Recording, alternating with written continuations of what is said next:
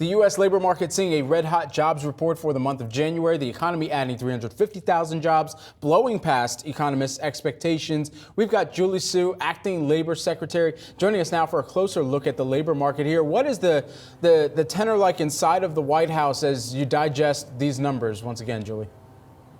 That's right. So this month's report crushed expectations.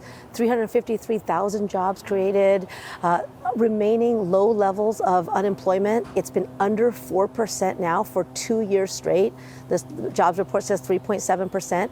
We continue to see labor force participation high, meaning that people are in the labor market, and when they're looking for work, they're finding work. The other thing to note is that the wage growth was also higher than expected, and it's 4.5% over the year, and so the wage growth is also consistently beating inflation. So all around, a very, very strong report that demonstrates that President Biden's economic policies are working, and we have a very strong economy at the moment. Julie, I'm curious if we want to pick out one number within this print that wasn't too impressive or maybe didn't surprise here to the upside, that would have been labor force participation. It remained flat on that month-over-month basis. Why do you think we've seen labor force participation stall at this level?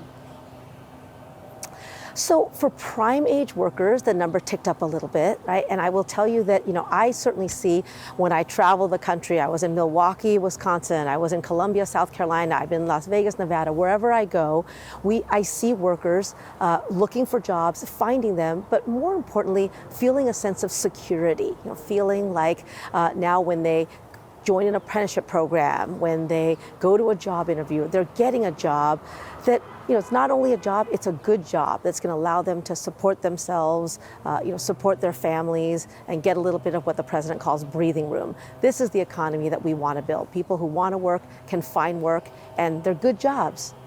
How do you believe that prints like this also help with the White House and trying to get the messaging across to the American public as well? Because it seems to be this disconnection of everyone, certainly, and for right reasons, focusing on inflation that was a much larger issue, and the Fed then enacting its own policy pathway, and then now looking at where we're talking about here this morning, a soft landing versus perhaps even a no landing type of environment. How does that kind of trickle through to the messaging that the White House is looking to convey to the American people as well? Well, as the president says, we are all laser focused on bringing down prices. Obviously, that has a direct impact on American families. So do wages, right? The cost of things is one part of the equation. The other is what people make and making sure they make enough for not just the basics, but to be able to afford a life and enjoy the good things in life. I think the other part of this is that consumer confidence, surveys are turning on that too. I think the bigger piece is that the American people want to know that when they drive on roads and bridges, they're safe. They want to know that when they turn on the faucet, they're going to get clean drinking water. They want to know when they sit down and power up their computers that they have high-speed, reliable, affordable internet. Those are all the priorities of this administration. And 2024 is going to be a big year as we continue to deliver on those things. And I think people will feel more of the investments that are being made in the Investing in America agenda. Secretary, one encouraging piece, one of the encouraging pieces of this print has been the fact that women continue to enter the workforce. And for the third month in a row, I believe we saw more women entering the workforce than men. What do you attribute that to? And what kind of improvement do you expect, hopefully, to continue to see on that end as you look ahead to 2024?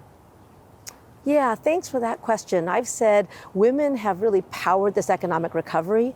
And when we think about what happened to women in the workforce during the pandemic, right, it was devastating. We really saw the dangers of obviously not just the pandemic, but a society in which there wasn't reliable, affordable childcare, where there aren't paid leave policies. Those are policies that the president has also called for. And I think, we know that if we invested in childcare and paid paid leave policies and the like, it could bring more women into the labor force even than we have now. And we're already at, beyond pre-pandemic levels in terms of women's labor force participation rate. But it would bring maybe 5 million more women into the labor force, as one study shows. And that could drive as much as $775 billion a year in economic activity. So women are coming back. Women are, the hearts of their families. They're also now, making money to support their families. And at the same time, we have more work to do to support working women. Labor Secretary, when we think about the productivity that a lot of economists are also focused on here, there's been continued discussion both here on our air, but also within some of the notes that we're reading about that productivity, and then the layering on as well of things like generative AI, advanced technologies. How are you tracking that figure to get a better read on where the output is increasing as a result of some of the technological investments that are being made here at the countrywide level? Yeah, so the information sector is one in which we saw significant growth in this jobs report. We are very focused. The president issued an executive order about AI to make sure that as more artificial intelligence gets developed, deployed, and used, that it is both safe and secure. And we know that it can't be safe or secure unless it does right by workers. We're seeing that, right, in negotiations at the bargaining table, from Hollywood to healthcare.